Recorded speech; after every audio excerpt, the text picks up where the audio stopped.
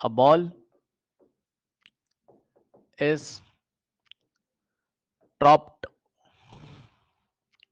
vertically from a height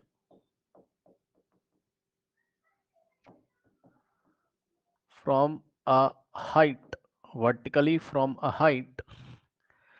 d above the ground, d above the ground.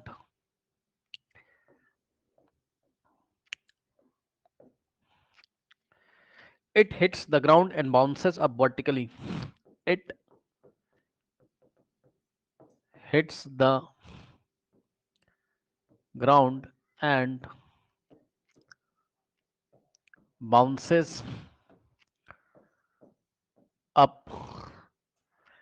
vertically to a height vertically to a height d by 2, height d by 2, neglecting subsequent motion,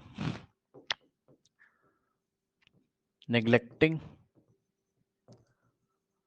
subsequent motion and air resistance and air resistance, मतलब कोई भी external force इसको परेशान नहीं कर रहा है, ठीक। Its velocity v, its velocity v varies with the height h, v varies with the height h above the ground.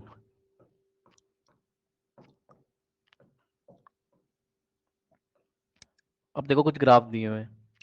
क्या हो रहा है, क्वेश्चन समझो। कह रहा ball is dropped vertically from a height, है ना, एक बॉल को ड्रॉप किया वर्टिकली फ्रॉम अ हाइट से, ये ऐसे करके vertically from a height of the ground, it hits the ground and bounce back vertically to a height d by 2. और जो हाइट पहले दी थी वो कितनी थी, d थी, और वो रिबाउंड करके d by 2 हाइट तक गया है, यहां से गिराया गया इसको, ये पूरा d था, ये ऐसे करके आया, यहाँ टकरा के वापस जाएगा, लेकिन अब वापस क्योंकि जब टकराएगा तो अपनी एनर्जी लॉस कर देगा, ठीक। अब ये कहां तक जा पाता है, केवल d by 2 तक जा पाता है, ठीक। Its velocity varies with the height, यानी कि वेलोसिटी वर्सेस एक्स का ग्राफ दिया हुआ है, सुन लो ध्यान से, v वर्सेस टाइम नहीं दिया है, v वर्सेस एक्स दिया है। अब दिया क्या क्या वो देख लो, फर्स्ट ऑप्शन में क्या दिया है, ठीक, बी ऑप्शन में क्या दिया है, एक्स एक्सिस, ये एक्स एक्सिस पे h दिया हुआ है ना, और y पे v दिया हुआ है, ठीक। वेलोसिटी वर्सेस पोजीशन ग्राफ है ये दो ग्राफ हैं आपके, दो और दिए हुए हैं। ऑप्शन सी मैं यही बना देता हूँ, h और ये v, और जो ग्राफ है वो येलो कलर से मैं दिखा रहा हूँ, ये इस तरीके से, और डी, ठीक।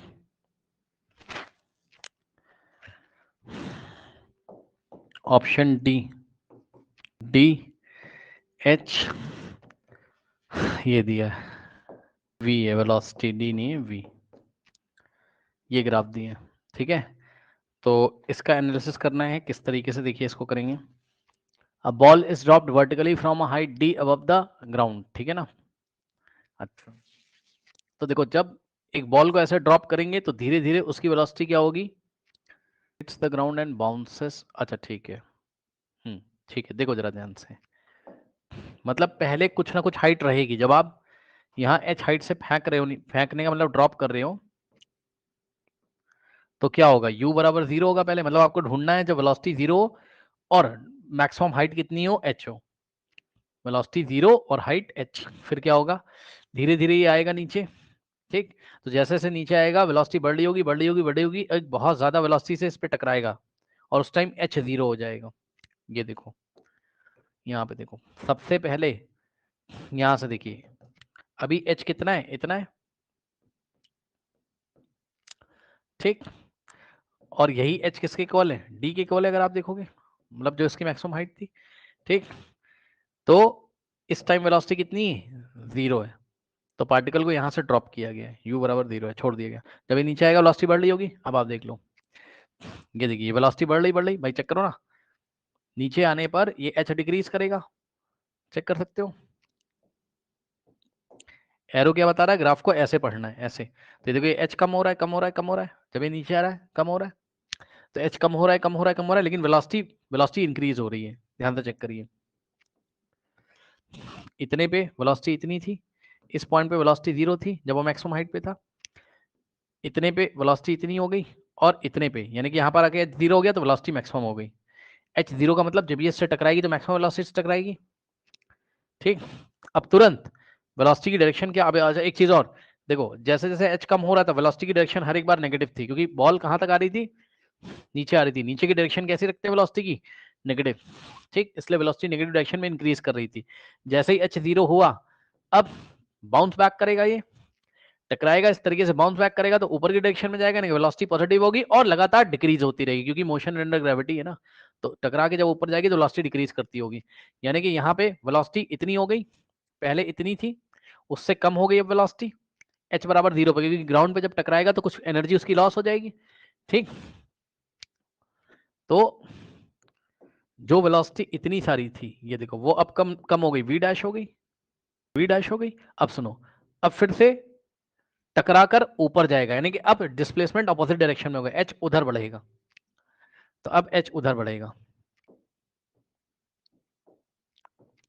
ये वाले h पे वेलोसिटी इतनी, ये वाले पे इतनी, ये वाले पे इतनी,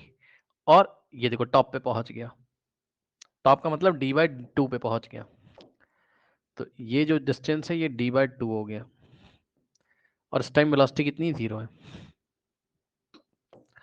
ऑप्शन ए मुझे सही लग रहा है। इसको देखो यहाँ पर क्या है, क्या प्रॉब्लम है, ये डी हाइट पे जब था, ठीक, तो डी कम हो रहा है, कम हो रहा है, मतलब हाइट कम हो रही, कम हो रही, लेकिन वेलोसिटी क्या है, डिक्रीज हो रही, गलत है, एरो ऐसे लगा हुआ है, मतलब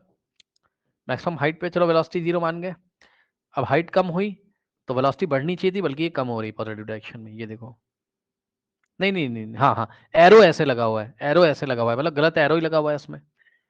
एरो ही गलत लगा हुआ है, पहली बात तो ये, और दूसरी बात बता दूं, यहाँ पर प्रॉब्लम क्या है, यहाँ पर वेलोसिटी हर एक बार पॉजिटिव डायरेक्शन में दी तो पढ़ने की जरूरत ही नहीं इस ग्राफ को,